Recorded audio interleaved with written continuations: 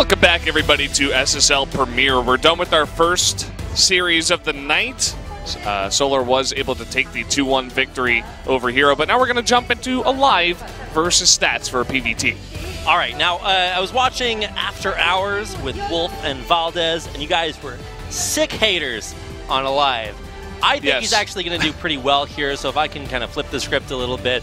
He has had a rough series versus Innovation, got bibby-bopped out of theirs. I think he can actually do pretty well here. Of course, historically, the matchups do not look good. He's at least 50% in his wins here, and, what is that, 33% total games in Legacy of the Void versus Stats, who has been looking pretty good, at least as far as his Premier games. Elsewhere, maybe not quite so much, but he has been looking great here. And of course, there's our map list: Abyssal Overgrowth and Frost. Honestly, Stats losing to Deer, for me, wasn't that surprising. Deer is on a massive roll. He's been practicing so much, and he looks really good. He belongs in Premier 100%. Absolutely. There were some haters out there that were like, I don't know about Deer. Like, we should have patience back. I'm like, no, guys. You're not getting it yet. You're not ahead.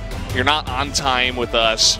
But, I mean, the fact that Stats lost to Deer isn't that big of a deal. He defeated Solar, which was really hard, and that's part of the reason why is looking at their performances so far in SSL Premier, I would have to favor Stats coming into this. I'm just trying to figure out what his SSL player icon means. It's a little bit one of the more obscure and confusing ones. But we'll find out about that. But I love what you guys said in the video about this matchup.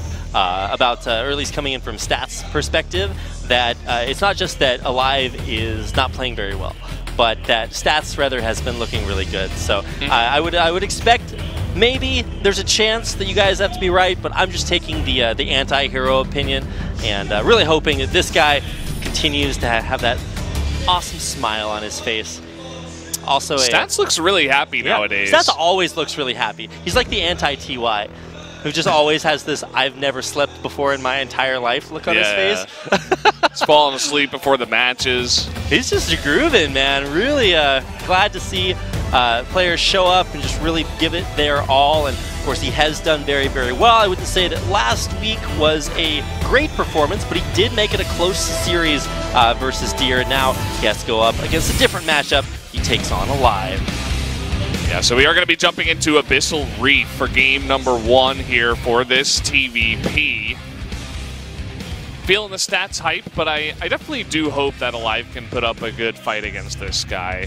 And guys, it looks like we're ready to go into game number 1, so let's do it on Abyssal Reef.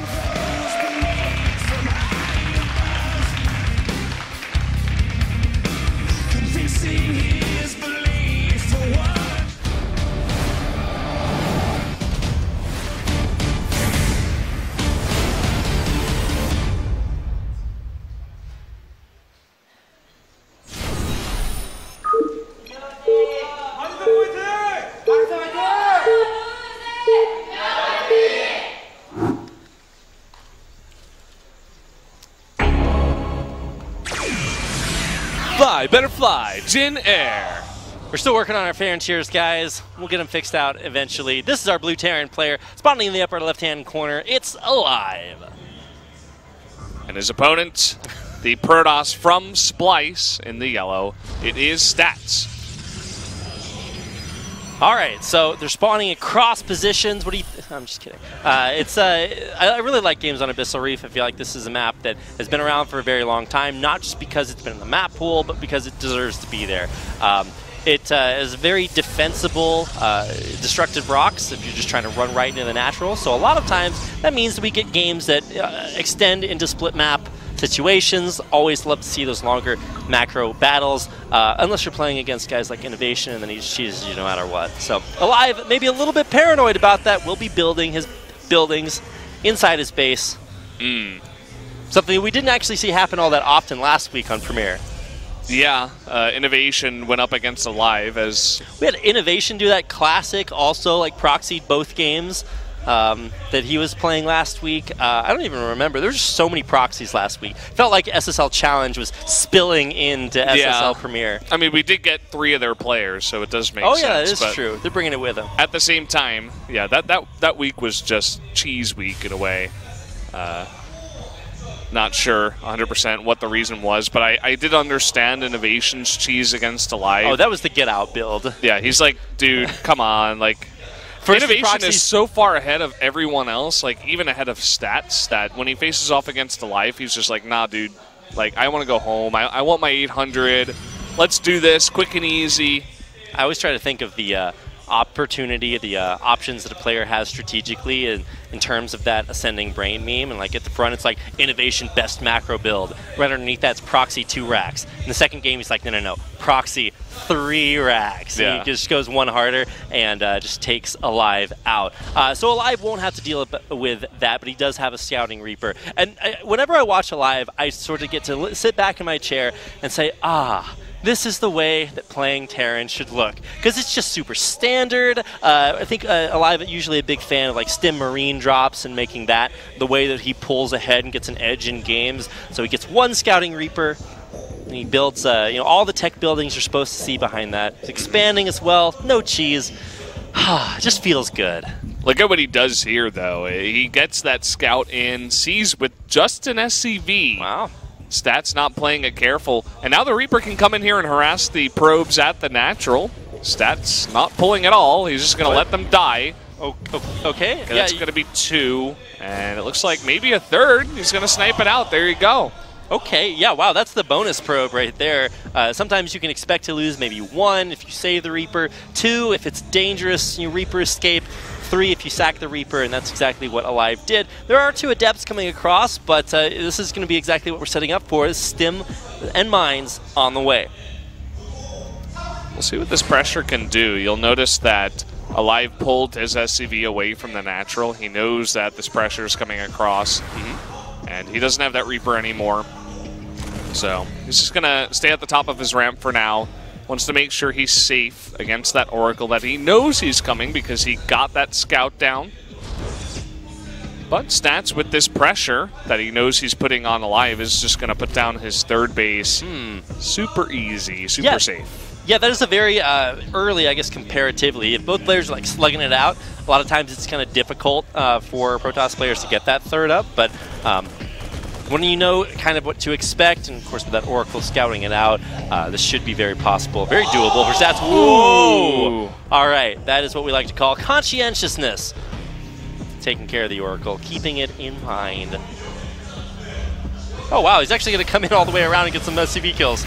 Okay, that's not necessarily supposed to happen, but good maneuvering of those Marines, realizing where they are and running away. He's got to be careful not to fly into Widow Mines. You can see how carefully he moved into the natural just in case. Wanted to make sure you could see that line first from the Widow Mine. Oh, he's going to fly over these Marines, though. Just at the last second. Every time like an Overseer dies, it poops out the Changelings. Same thing happens to an Oracle when it dies. Oh, yeah. It poops out the Revelation. It's like, oh, I got to shed my energy. That's what happens. Got to do something. Yeah. Well, now there's a lot of Marines coming away and no threat of Oracle harass back in his base. The Stim just now completing Medevacs coming up. That is going to be a pretty good one. But, you're so smart, aLive. How does he know every time? Guaranteed lose my entire army right there. But not so this time around. He sees it coming. He does have Stim, but he needs this medevac support to keep him honest. Stim, though, getting through this first pylon, and I don't know. I mean, even though the Revelation is able to take out these Widow Mines, so they won't be effective at buffering for the Marines, this is a dangerous time to be aLive. Well, actually, Stats, but it sounded better to stay alive. But aLive, the pressure that he's putting on, he's not really playing as a team with his units, if you will. The Widow Mines go forward, they die to the Revelation. He doesn't protect them. Even after he killed the pylon, he could have stayed around, but instead he decided to go for harass. We'll see if this drop does some more damage. An immediate pull out of Stats is going to be good. And again, this harass isn't really finding all too much outside of missed mining time. aLive hasn't missed any mining time. He's been doing that a lot this game. That's true. Lots of Widow Mines in this one. And he hasn't missed back rowing back at his house, back at his home, his base. Back at his house. Yeah. Just like he's at home.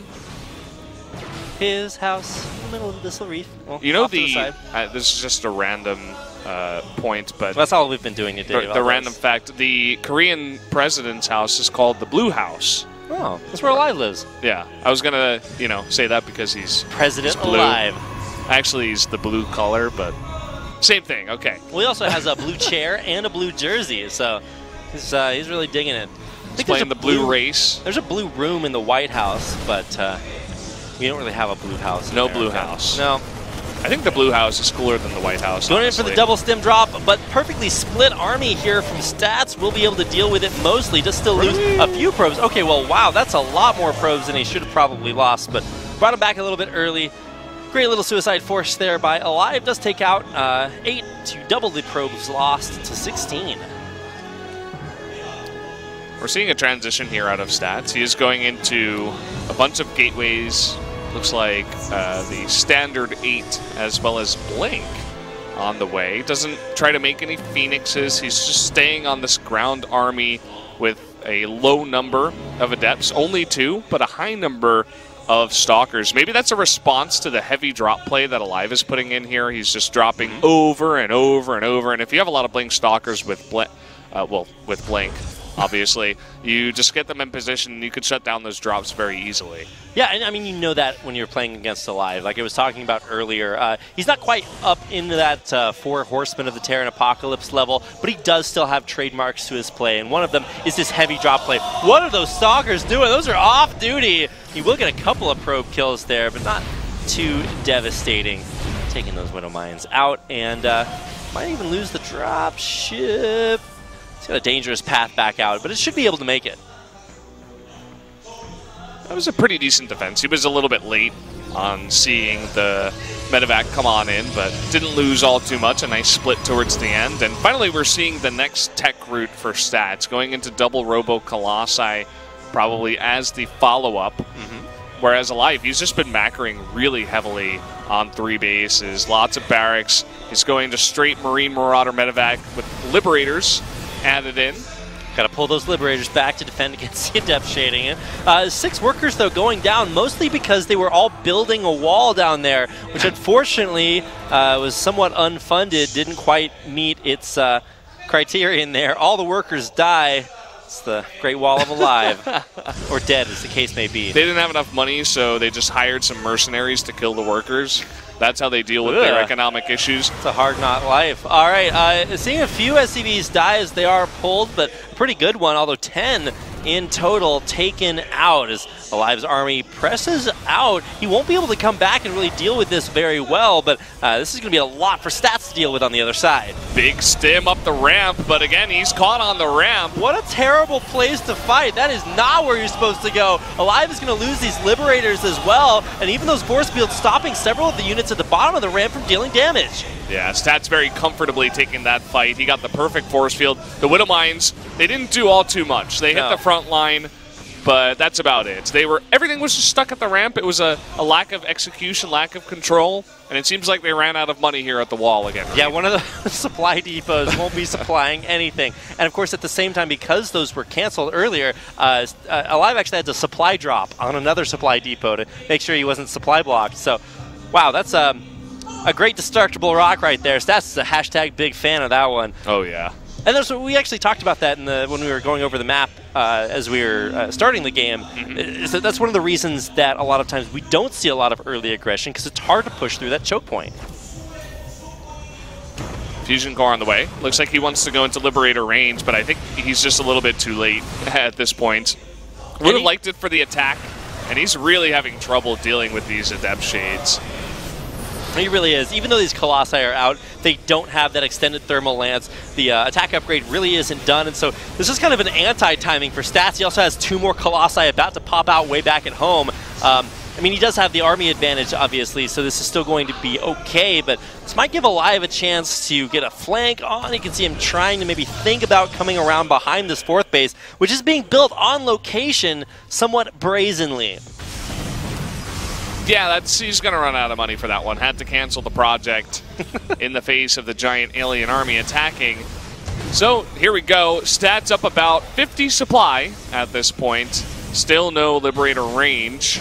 It was a little bit too late on that one, and Stats now with 4 Colossi moving in with the range. Now, I've seen Beyond in rough positions like this, and a lot of times what he does is he hangs back, and then waits until this Protoss army kind of expires, depending on whether or not it has a warp end point or not. And indeed, there is a warp prism from behind. So if you can figure out a way to maybe come behind and take that out, or stim and get a really good arc here, maybe that's the way you come back. But it doesn't look very likely. There's just not enough on the ground for aLive. I think I've seen this movie before, War of the Worlds, where the giant alien spaceships delete everything. GG Stats gonna take game number 1, and aLive trying to go for almost over-aggression. So many drops going into the main, trying to find damage. Stats, he dealt with it. He got the plate first.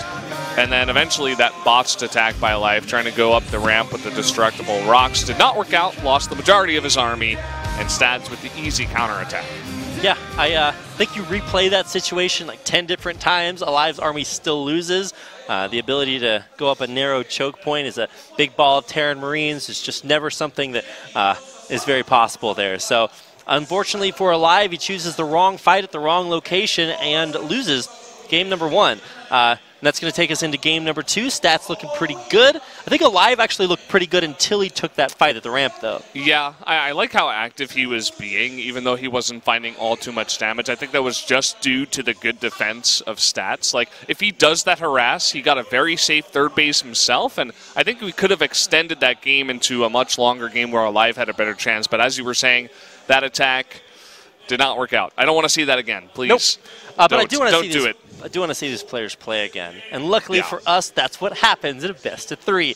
So yeah, I actually kind of think that on a different map, maybe one that has a more vulnerable natural expansion, maybe aLive takes that with great double-pronged harass. So we'll see if he can take it as we get into our second game of the night.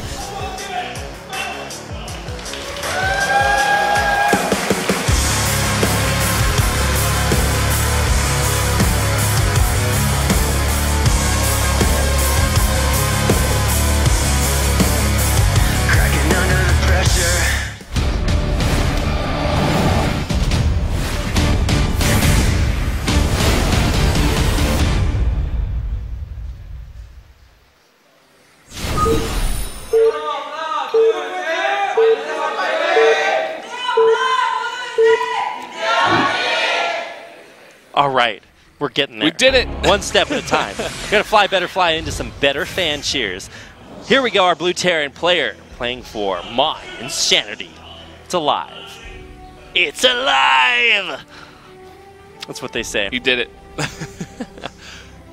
And his opponent, the Yellow Protoss, strolling into a win in game number 1. It was Stats from Splice. We should call aLive the Frankenstein Terran, because everybody always has to say it's aLive every game. Yeah.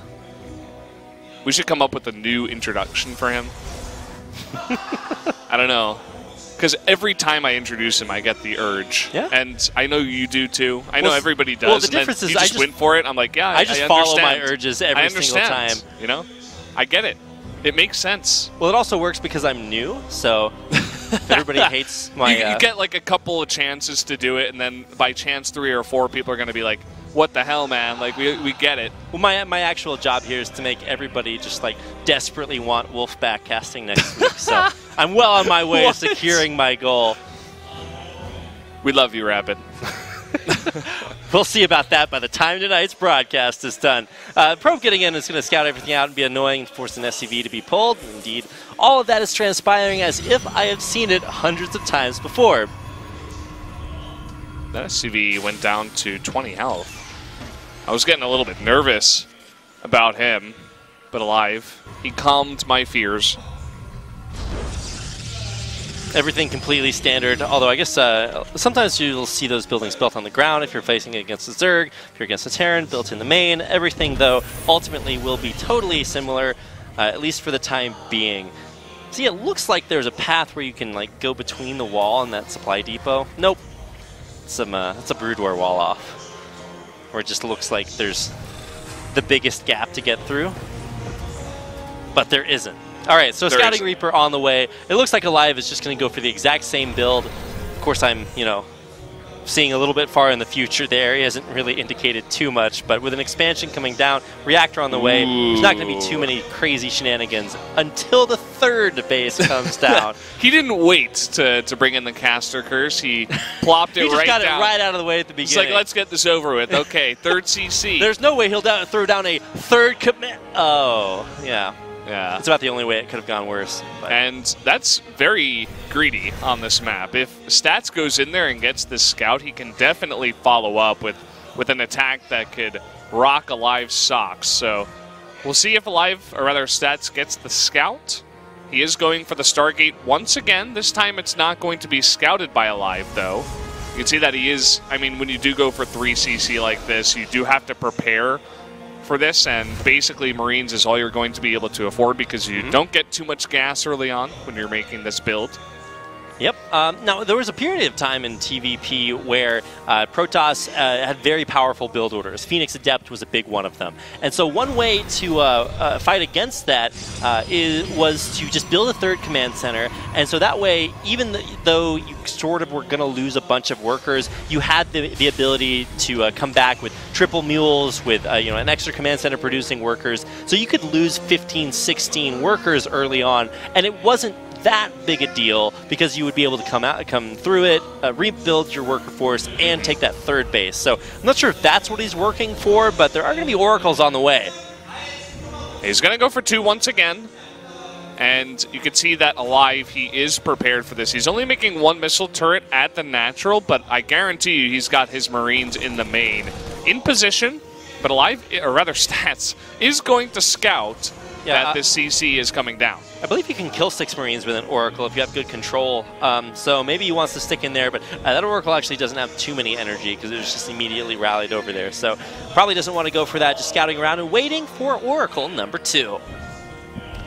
I think 2 Oracles can go up against that number of Marines when they're just alone, but it looks like he wants to go around the edge here and go straight into the main. He saw the positioning of aLive's units on the map, or rather in the main, towards the side of the map. Dun, dun, here we go. That missile turret is late, guys. Sorry, it's not going to be in time. It doesn't actually commit to running all the way behind the mineral line. It's way before stim would ever be done, so maybe that's the route you want to take, but I think the missile turret in the natural is positioned so those Oracles probably would have died if they had tried to go for it. Yeah, it's a risky play, and it's a risk that you don't have to take. As we've seen time after time, the best, like the tippy-top Protosses, they always try to keep their Oracles alive at any expense. So if that means that they only get 1 or 2 SCVs, they're fine with that. They're like, okay, I have my 2 Oracles alive. They're going to help out dearly in the defense, as aLive is just pushing across the map with a small group of units. Is going to have stim and +1, so definitely could do a bit of damage if Heroes or Stats is not ready. I'm way off with my names today, Rapid. Okay, there's only 1 pylon powering all of that up at the front. If you can run in, take that out, that's going to really throw a wrench in everything that's coming up. And this force right here, if you find anything else out on the map, you can really take it out. You've got about 1 stim as soon as that finishes before you really have to back up and need to heal your units up with medevacs. But you can push out before the medevac timing, and a lot of times this can catch Protoss off guard because they expect that to come later on once you have a starport and medevacs out. You see Hero, I did it again. I don't know what's going on today, man. They're the same player. I called Stats aLive twice and Hero twice already in this one game. I was doing that a bunch last series. Don't worry, that's why we have This is actually happening. That's why we have name plaques up there. Finally, here are the medevacs that will finally be coming out to join aLive's army. Had to make sure I got that right. But with the early 3rd command center produced, it's already up. There's mules mining out this 3rd. This is going to be a great spot to aLive to hang back, macro up, because he's got everything a little bit ahead of schedule. Yeah, it looks like Leenock... Oh, I'm just kidding. Stats is looking to take the 4th base, and ooh, nice force fields over here. He's got that blink finish just in time to pick off all the scraps of those units, and again, this matchup can be a little bit scary at this time. If you can pick off even a small group of units, he kept both of those Oracles alive. He has the blink, and he could try to take a fight if he wanted to, but doesn't look like he's ready to do it just yet. I feel like for aLive, if he just hunkers down, bunkers down, and just kind of hangs back, relies on this economic advantage, he can actually get a big ball of units, although this expansion of the gold base, kind of seeing as maybe knowing the timing, is a good reaction to Stats saying, hey, I can take this forward base, make my expansion and defense it. I think this is also Stats believing that he is the better player as well, because he picked off a bunch of those units in the middle of the map due to a mistake from aLive, and he says, okay, I mean, I have all the room in the world to take a gold base and tech up to double Robo Colossi, and I don't think this Terran player can do anything against me. And Rapid, I think he's right. He's going to come in here, he's going to get a bunch of damage with these Adepts. All right, go, Liberators, go. Well, eventually he's gonna buy a lot of time, at least. It will buy a lot of time. Currently, there's still basically nothing out except Marines for aLive. He does have those 2 Liberators, which are totally ineffective, and that SCV standing there, which is also totally ineffective. Ooh. Also, all those SCVs, which are totally ineffective. There's just a lot that's not working out. There we go. Just a little bit slow on that one. All right. But he does fix it. That would have been awkward if he never fixed it.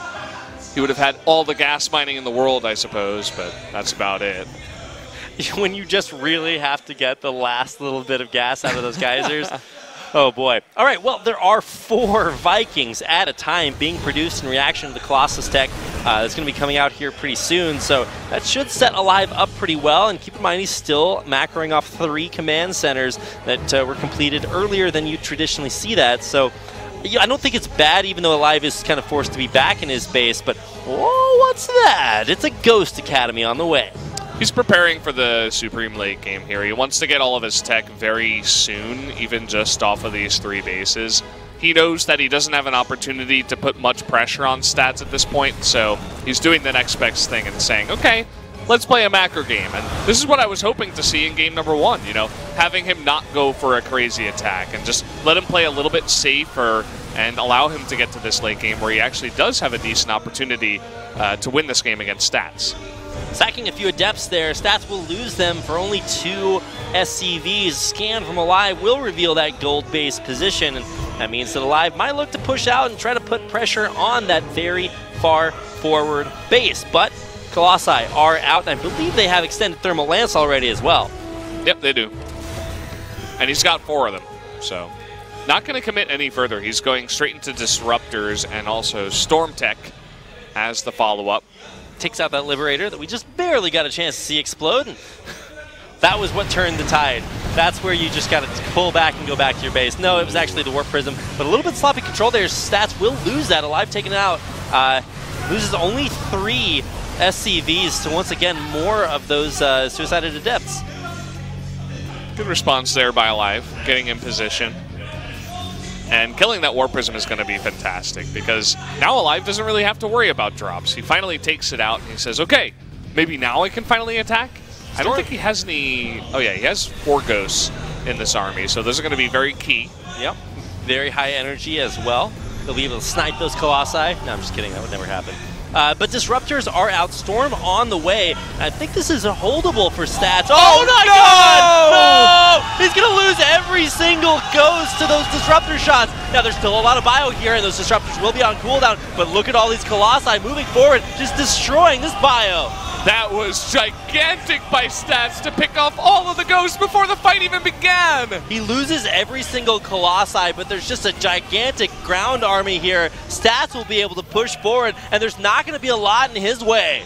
What a play there by Stats. The mindfulness to just know that that was coming and set it up. And you may think, hey, maybe that was aLive's mistake. I don't really think so. That was Stats just really on the ball. These are 4, actually 5 High Templar. All of them have a Storm in there. This is just going to be insanely difficult to deal with. Now, granted, there's a high ground Liberator, but look at those Storms on the high ground. He's just going to blink forward right into it. Now, there's a lot of Marauders, but they have to move against the Storm. Look at everything from Stats piling up the ramp. Looks like this might be too much for aLive to defend. Every single Marauder gets a Storm. You get a Storm, and you get a Storm. And yeah, I mean, Stats 200 supply to 97. GG. He's going to take the 2-0. Damn, Stats looking good. Another successful prediction for After Hours with Wolf and Valdez. We did it. 2-0 so far. Feeling the hype. That's why I don't get to cast Premiere all the time. I had the wrong prediction. Nah, you were just trying to go for the risky pick, you know? Got to make it interesting. And aLive did definitely make it interesting, but picked a couple of bad fights, and I have not seen that Disruptor killing all the ghosts thing before. That was just, whoa, that was either really good timing with that Disruptor shot or sloppy ghost control. I don't know. I think a little bit of both. You know, it's risky to get all those ghosts right up in the front, but he only had 2 Disruptors, and the timing on it was perfect. I mean, aLive didn't see the Disruptors before the ghosts went in, which is why it was so well prepared out of stats. That's why I was feeling it was really his good play instead of aLive's bad one. Right, and that means that stats will take home 800,000 won. I love saying that. It's just so much money. For winning 2 games of StarCraft against aLive, aLive now on a little bit of a downswing. Yeah. Lost pretty badly last week, got 0-2'd. Now he's 0-2 again this week. So he's 0-6 so far. And it's kind of sad. I mean, aLive's been around forever. He's one of our veteran players. To see him go down like this so far in Premier, but we'll hope that he does better next week. Guys, we're going to go to a quick commercial break before we get into Maru versus Biel.